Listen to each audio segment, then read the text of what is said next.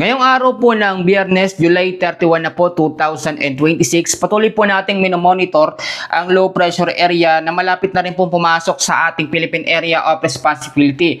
Ganyan din na alamin natin ang epekto po ng easterlies o yung malisang hangin po na nanggagaling ho sa Karagatang Pasipiko. Ang Super Typhoon Dolphin naman po na nasa bandang silangan ng ating bansa, tumataas ho ang tsansa na pumasok ito sa loob ng ating par sa mga susunod po ng mga linggo. Alamin natin yung mga posibleng lugar na maapektuhan yan. Pero bago natin simulan, huwag niyong kakalimutan na i-like, i-share yung ating update para malaman ho ng mga kababayan natin ang lagay ho ng ating panahon.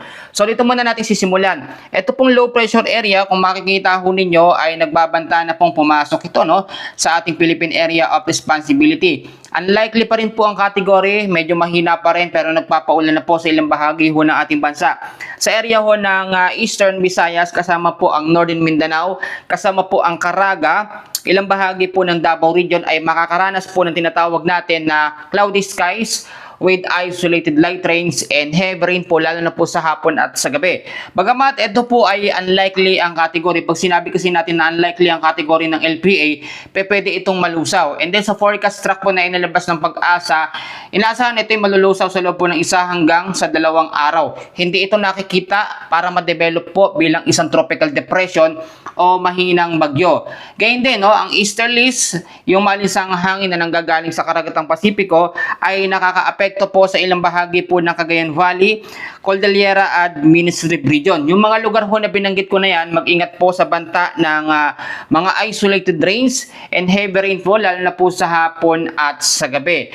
Sa nalalabing bahagi ho na Luzon, Visayas at Mindanao, mag-ingat din po tayo sa banta ng mga local thunderstorms. Ganito po ang nagiging senaryo natin. Kapag meron ho tayong easterlies o malisang hangin na nanggagaling ho sa Karagatang Pasipiko, mas aktibo po ang mga local thunderstorms. At ang local thunderstorms po natin, meron po dalawang kategorya para malaman po natin. Merong mahina, merong 30 minutes hanggang 45 minutes ang lakas po ng ulan, tulad ng local thunderstorms. Meron namang severe thunderstorms na tumatagal ho ng 1 hanggang 2 oras.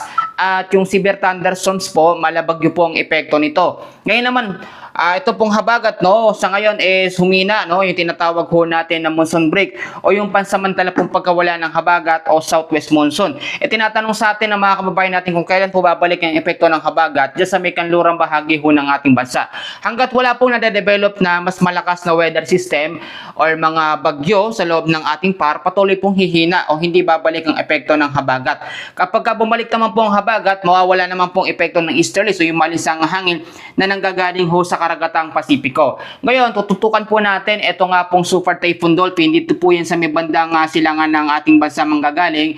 Yun po kasi tumaas ang tsansa na pumasok po sa ating Philippine Area of Responsibility. Sa tropical cyclone threat potential po na inilabas ho ng Pag-asa, sa pagitan po ito ng July 30 hanggang sa August 5, inaasahan po dito po banda sa may area na yan ay papasok o lalapit po itong Super Typhoon Dolphin. So ito po ay nakikita natin na posibleng makaapekto po sa ilang bahagi po ng extreme Northern Luzon. Sa pagitan naman po ng August 6 hanggang sa August 12, mas tataas pa lalo ang tsansa na ito'y pumasok sa ating Philippine Area of Responsibility. At sa sinabi ko na, parte ng extreme Northern Luzon, kasama dyan ang Babuyan Island, kasama po ang Cagayan, ang lugar po ng mainland na Cagayan, Ifugao, Batanes, yung mga lugar po na yan sa extreme Northern Luzon, ang posible po nitong maapektuhan.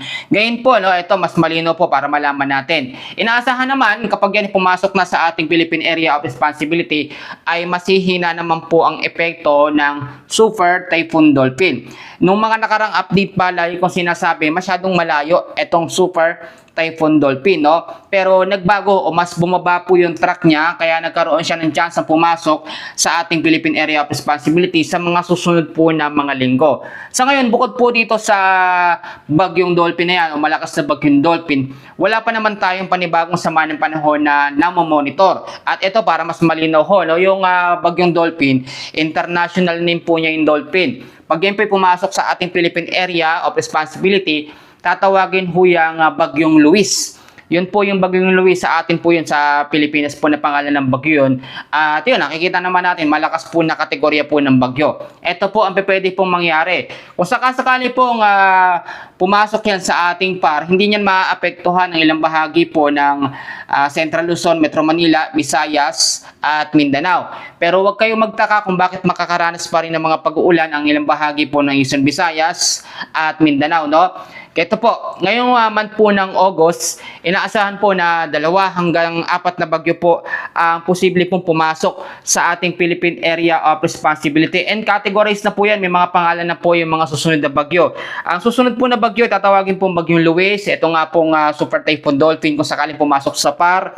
Yung Bagyong Maymay, Neneng, Obet at Bilandok. So, yun yung mga pangalan na posible nating abangan sa mga susunod po na linggo. Lalo na po sa first week hanggang sa second week po ng August. Sa ngayon ho, no, alam naman natin, maalinsangan, mainit pa rin na panahon ng ating nararanasan. Pero kinakailangan po natin maging pasensyoso. May mga dam po ngayon na talagang natuyo na dahil po sa sobrang init. Pero asahan natin, first week at second week pa lang po ng August, makakaranas na po tayo ng tuloy-tuloy po ng mga pag-uulan. Dahil po sa banta po ng easterlies, mga localized thunderstorms, mga low pressure area, ito no, magiging aktibo ulit ito pong habagat o southwest monsoon pagpasok po by next week. Ito nga pong Bagyong Dolphin. Pero huwag kayong masyadong matakot mga kababayan at mangamba dahil yung Bagyong Dolphin, kapag tumaas naman ang track nun, yung extension naman o yung butot lamang ng kanyang hangin posibleng makaapekto sa extreme northern Luzon. So meaning to say, kahit super typhoon yan, pwedeng mahina lang yung magiging impact nito sa ilang bahagi ho ng ating bansa. Sa ngayon, yan po muna ang ating pinaka-latest na update sa lagay ho ng ating panahon. Maraming salamat muli. Ito si Kuya Francis. Suportahan nyo rin po ang ating channel na ito. Maraming salamat po at God bless po sa inyong lahat.